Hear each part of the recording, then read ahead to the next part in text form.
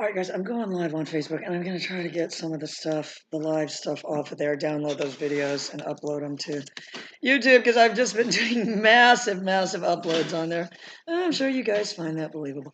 Anyway, I'm just going to talk about aggression a little bit.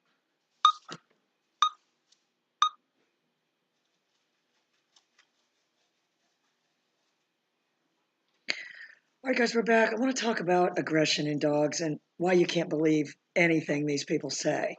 Why you can't believe anything anybody says. I'm just going to tell you why. Because all humans have some bias towards aggression, whether it's situational or whatever. That's just how it is. You've somehow, hello, Sophia. You've somehow been exposed to something that's biased your opinion about aggression with dogs. I mean, I can't tell you the number of people that see a German Shepherd and say, I was bitten by a German Shepherd when I was a kid. I don't know who all these people's parents were, but all these people will tell me. I had this one girl tell me one time, it was my fault. I was at my grandparents' house and I was in the lazy boy and I got up too fast and it attacked my face. Well, you know, you're not supposed to get up fast out of a lazy boy. I mean, he's perfectly, this dog was perfectly well within its rights. They convinced this girl this, who knows? I saved her years of therapy by telling her it wasn't your fault. And the same thing with Parker, Mandy. If you said, to me, he bites me, and I say, oh, that's not good, a lot of people will quickly follow that up by, oh, it's just playing. So they're minimizing it and share. This is very, very good for you to see. You can't believe a damn thing these people say. Everybody, a layman especially, are seeing aggression through a filter. They thought that one doodle thing was biting them or whatever. It was nipping or whatever. And it's like, what preceded that before that all happened? You know what I mean? So what I found and what happened was there was some video of some, just painfully primitive dog school. I can't even remember, Bark Canine or some, generic name. And it was just, kind of a lame video of this kind of average looking, shepherd. And then this dog kind of like Pretzel, if you guys know my Pretzel, that was kind of running up, groveling on it. And then this shepherd goes, rah! And then this thing runs off and they're, analyzing it. Oh, but this isn't aggression. That isn't aggression. Yeah, they're seeing it through such a filter. And the reason is, and that it's honestly falls into victim blaming. It wasn't aggression. This dog deserved it. So I made the mistake of putting the comment. I found it odd they're saying it's not aggression. This was before I went and looked at their training videos, which they didn't have any. And this guy comes on there and goes, no, definitely not aggression, assertiveness. Okay, well, let's put behaviors in slow-mo, and they can see, even though this all happens in a very blitzkrieg second, that there was no tooth contact. This is the person that owns this school analyzing it. First off, yeah, there is. They hit him with their mouth. Kid yourself. But they just did not deem it aggression because the victim deserved it. So what you're going to get with owners, especially with dogs that bite, is the owner is either going to be a minimizer or a maximizer. And the victim is going to be one of those things too. That dog I have, Molly, was a biter. And so they tell me that it bites the husband's feet and everything, which I totally believe them now. If you guys know how that dog is, it totally did that. But it ran out of their house and bit some pest controller, one of these guys. One of these guys that goes around has seen it all. Well, luckily this guy's a real man and completely minimizes the bite. Molly's on the other hand is maximizing this bite to the point, this thing just won the courage test at the Bundesliga show. The working Bundesliga show, not the show. So, that's what you've got to look at. And, you've got to do a forensic analysis immediately of who's telling you the story. I think that's what I'm trying to say. You as the trainer are not taking anything they say for fact. They had that dog that killed that baby up in Jacksonville. It never showed aggression before, and it never did that before. Really? It never did that before? Because, yeah, you would probably mention that. These people are unbelievable.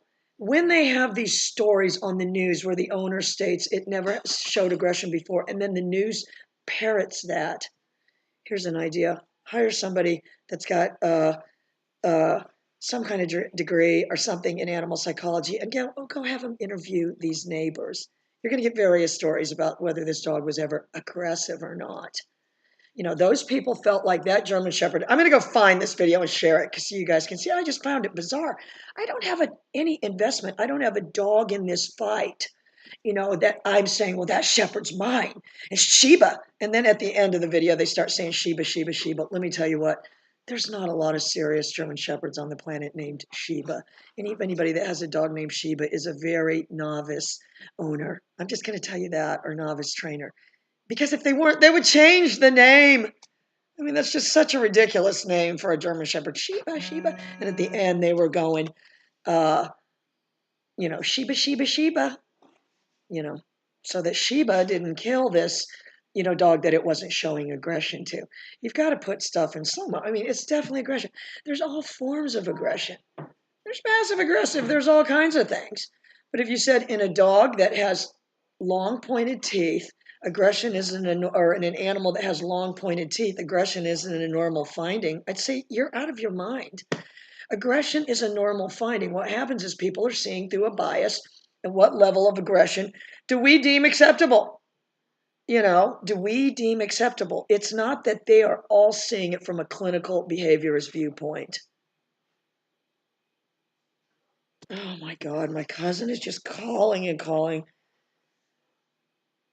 I'm sorry, Joe. Because Crash chewed up my glasses. I know that sounds terrible, but I've got to order some online. I just couldn't see the thing to order them. I can't read. I can read what everybody says later on the thing, but that's what I want you to think of. And and then aggression again. It would be like me, the bias of aggression. It would be like me taking Freak down to the Schutzen Club and saying, "Oh, he's all German. Oh, he's going to be tough," and them looking at me like, "Give me a break, lady." Like the helper looking at this dog, sizing it up and say, I had that one guy one time say, "You can't look at a dog and tell whether it's going to be able to do." I said, "You don't think these guys that are helpers, that are serious helpers," I'll ask my friend Samuel, I already asked Marcus, I think, that you can't look at a dog? That's like saying you can't look at another man and size this guy up, just that you don't have that skill at all, that you don't possess that. I can look at somebody. If somebody comes here and presents themselves as a dog trainer, I can look at them, get a fairly good idea by watching them move. I'm sorry, I can. I can. And don't say you don't believe me. Just by the way they move their hands and stuff. If their little arms are bent, I know they can do it. If that's what you want to think. Somebody calls and says, "We've got a dog. It's biting us," and then the next thing they say is it's being playful. What you have to help them understand is, yeah, I just read on the CNN that North Korea is playing war games. It's not aggressive. It's that's passive aggressive or something. Whatever it is, they're messing with our heads. But that's what it is. It just because it doesn't rise to what these people feel is unacceptable or acceptable. And there's a lot of people that view what is normal behavior in dogs as unacceptable. And you've got to help these people understand, guarding the food is normal. Your job, like these two pit bulls, Michelle, my God, I hope you're watching. If you've got two pit bulls that can see each other when they're eating, and the dynamic every single night is the one Jimmy Jack and the other one with growling, you need to make a quick, fast change. You need to put one of them in the other room, garage, anything. Hi, JC. Because these pit bulls are giving you every indication something terrible is going to happen. But because they find that an acceptable level of aggression, and I'm going to tell you what people begin to find acceptable levels of aggression, things that they feel are the end game. So they just see the growling as the end game. It never does more than that. And like that shepherd that was putting that other dog down, it's not aggression because its teeth didn't touch. Okay, so pointing a gun at somebody and not pulling the trigger isn't aggression.